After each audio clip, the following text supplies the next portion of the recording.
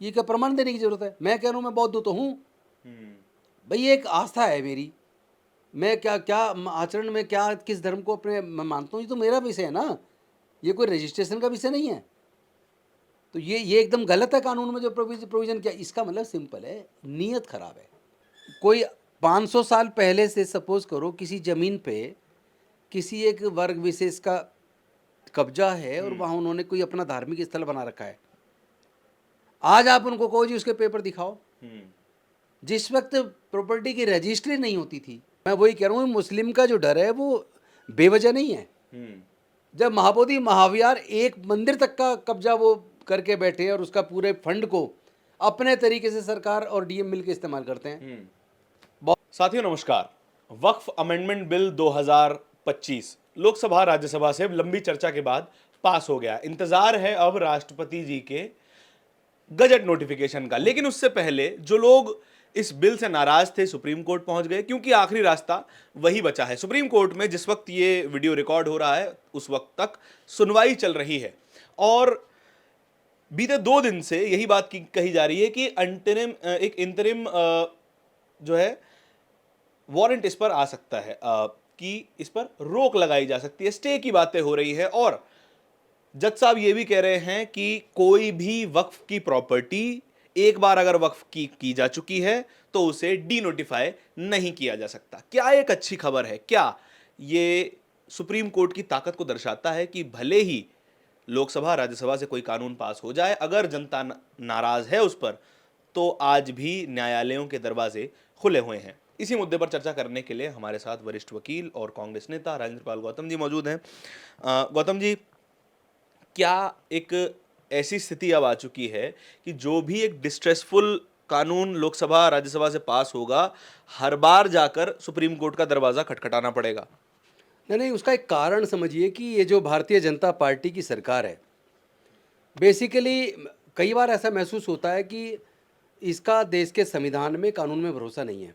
हम्म, और मैं एग्जांपल देके बताऊंगा, जैसे दिल्ली की सरकार के अधिकारियों का कंट्रोल को लेकर जो मैटर था, हम्म, आपको सबको पता, सब लोग जानते हैं कि दिल्ली की 3 ऐसे विषय थे हम्म, जो दिल्ली की सरकार के पास नहीं थे, बल्कि केंद्र के सरकार के पास, एलजी के पास थे, जी, जिसमें लैंड, लॉ एंड ऑर्डर और पुलिस।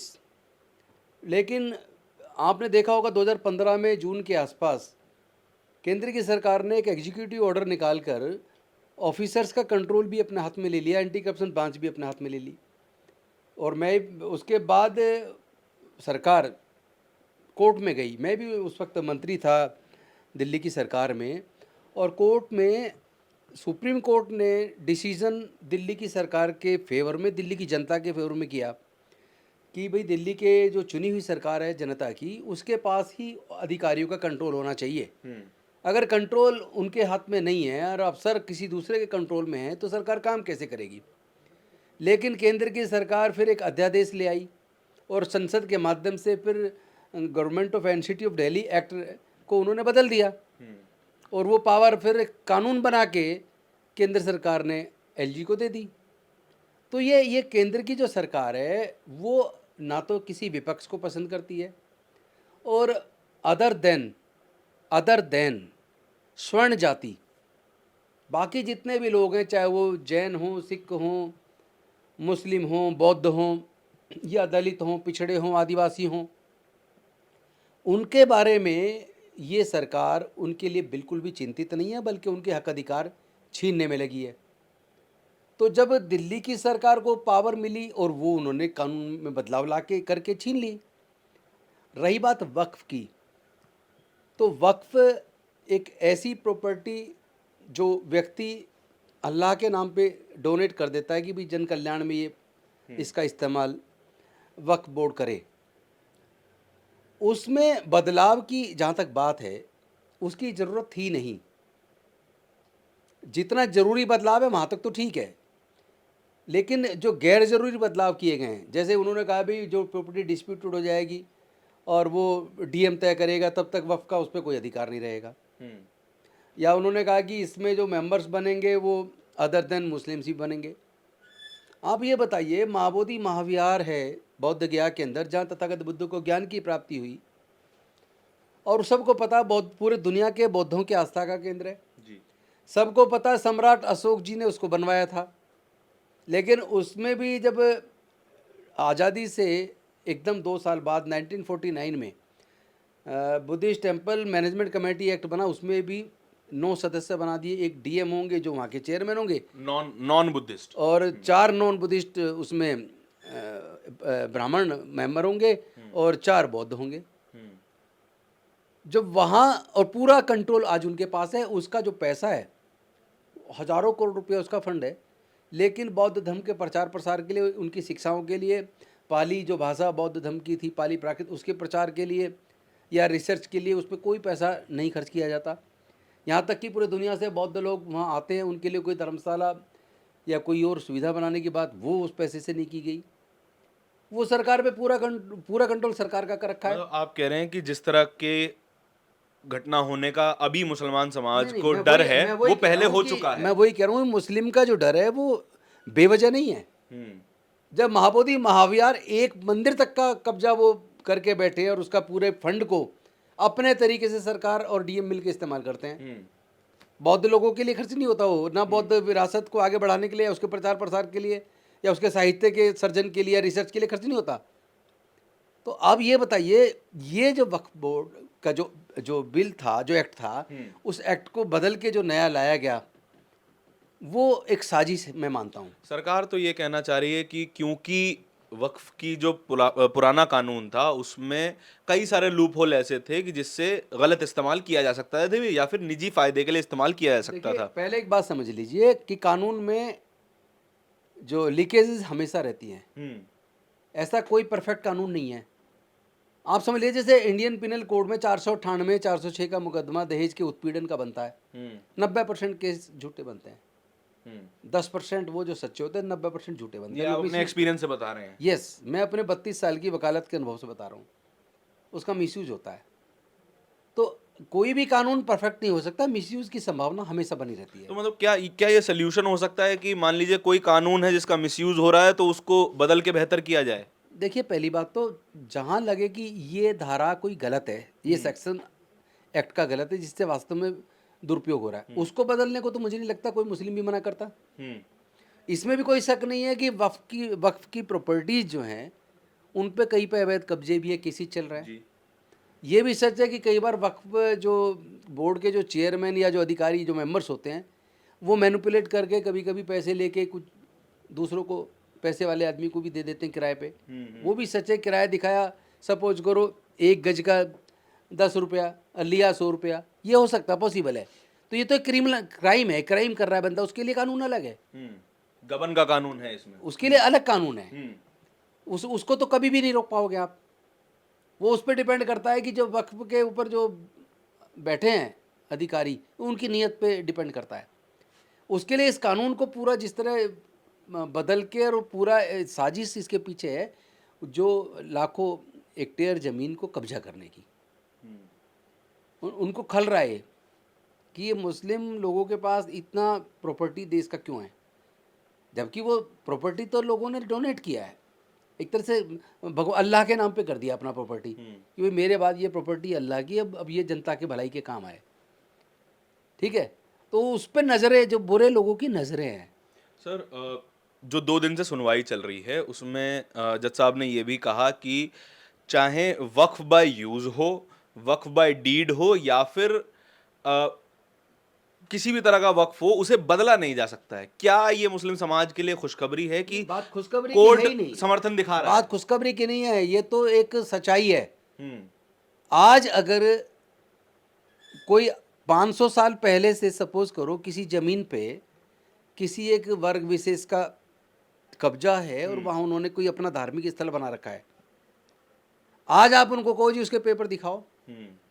जिस वक्त प्रॉपर्टी की रजिस्ट्री नहीं होती थी, अब मान लो जो भी मनसबदार रहा हो या जो भी राजा रहा हो, उसने किसी संप्रदाय को कोई जमीन डोनेट कर दी, पेपर कोई बना नहीं, आपकी है, कल से भाई आप यहाँ अपना धर्म कर्म का काम करो।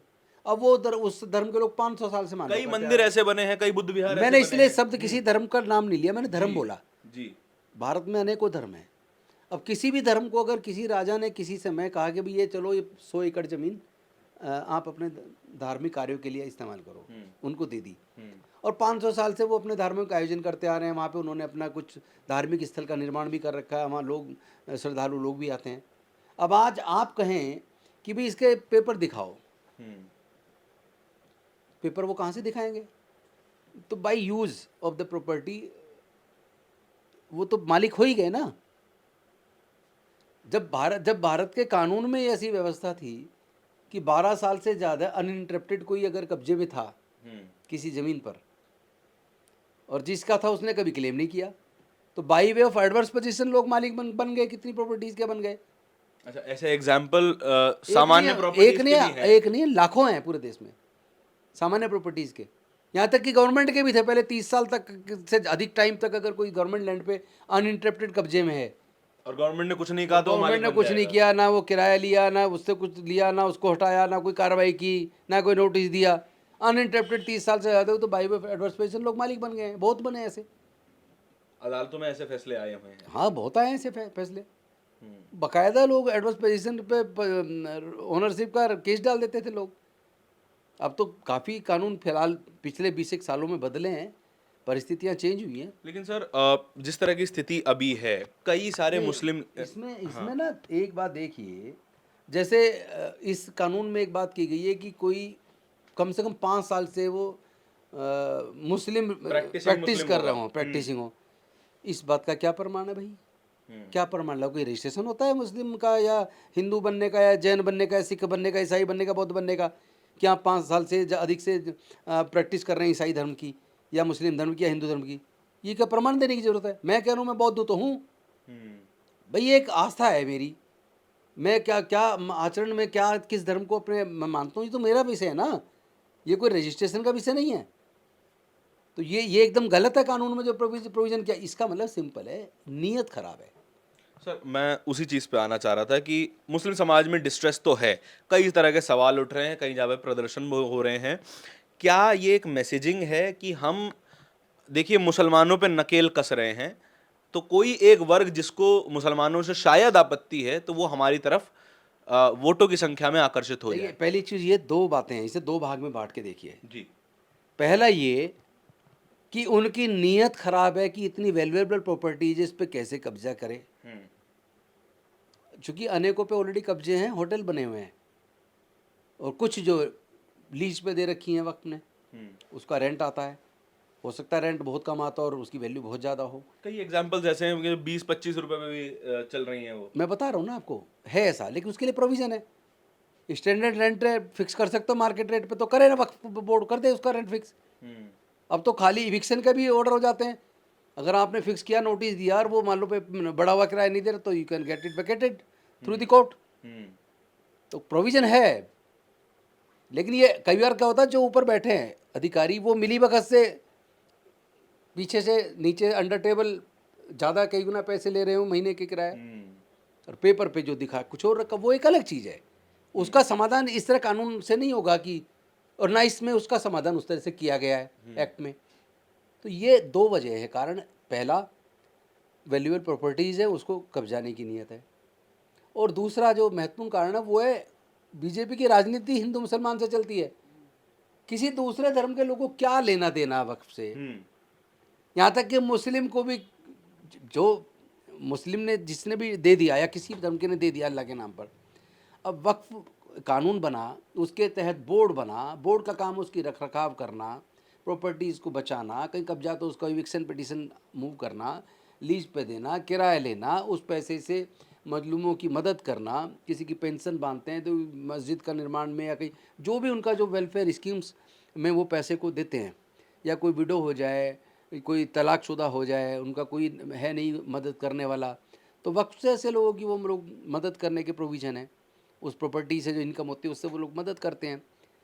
तो वो तो उनको जो चुभ रहा है, दो, एक तो ज़मीन वैल्यूएबल है वो कब्जाना, दूसरा उनकी राजनीति इससे चल रही है, उन्हें ज़मीन मिल जाए। केवल ये नहीं है मसला ये है, लगातार देश में किसी न किसी मुद्दे पे हिंदू मुसलमान एक होता है। कम्युनल तबके को अपीज करने की जो है ये तरीका है, आप कहना चाह रहे हैं। यस, बिल्कुल, एब्सोल्युटली। इससे कम समझ हिंदू खुश होता है। जबकि उनको कुछ नहीं मिल रहा, उसको कोई ज़मीन से कुछ लेना देना नहीं है, ना कुछ मिलना है। हम्म वो वैसे ही खुश हो रहा है कि ये मुसलमानों का दिमाग ठिकाने लगा रखा है, हम्म ये सरकार बढ़िया, दिमाग ठिकाने। अरे भाई, सब भारत के लोग हैं, सब इंसान हैं, तुम्हें कुछ नहीं मिलना, आप किसी को प्रताड़ना अगर की जा रही है तो ये मत समझो वो प्रताड़ित हो रहा तुम खुश हो। आपको पता होना चाहिए जैन समाज के भी कई तीर्थ स्थलों पर कब्जा कर लिया गया है, जैन समाज भी परेशान है। क्रिश्चियंस की कई पुरानी, बहुत पुरानी चर्च पे भी उन्होंने दावा ठोक दिया है। उस तो एक ये केवल यहाँ तक सीमित नहीं है, कोई सोच रहा है तो मुसलमान कोई कंट्रोल कर रहे हैं। आपने बुद्ध विहार के बारे में बताया, क्रिश्चियंस का, जैन समाज का। क्या आपको लगता है ये कदम आगे मंदिरों तक भी बढ़ सकते हैं, क्योंकि मंदिरों के पास भी अपार संपत्ति है? नहीं, सरकार को छूट अगर आपने खुली दे दी तो वो जो छोड़ेंगे तो उसको भी नहीं, क्योंकि वहाँ भी अगर कोई वैल्यूएबल प्रॉपर्टी है और अब जो राजनीति में जो ऊपर बैठा है और उसकी नज़र उस प्रॉपर्टी पर पड़ गई तो प्रॉपर्टी, एक बार लालच जिसको प्रॉपर्टी का लग गया, पैसे कमाने का लग गया, उसे किसी धर्म से क्या लेना, उसे पैसे से मतलब है। मंदिर मस्जिद एक समान हो जाएंगे फिर। वो तो है ही एक समान। हम्म देखो, सबकी अपनी आस्था है। हाँ हिंदू लोग मंदिर जाते हैं, ईसाई लोग चर्च जाते हैं, मुस्लिम लोग मस्जिद जाते हैं, वो अपना आराधना करते हैं, अपना प्रेयर करते हैं, अपना नमाज अदा करते हैं, सब अपने अपने धर्म के प्रति आस्था रखते हैं। इसमें किसी को कोई आपत्ति भी नहीं होनी चाहिए, ना कोई, मुझे लगता है कोई ये मसला है। सबका अपना अपनी आस्था है। लेकिन जो लोग पैसे के लालची हैं, वो चाहे मुसलमान भी हो, चाहे हिंदू हो या सिख हो, ईसाई हो, बौद्ध, जैन हो, जिसको लालच है उसको कहीं पावर मिलेगी तो वो धार्मिक स्थल को भी बेचने में देर नहीं लगाएगा।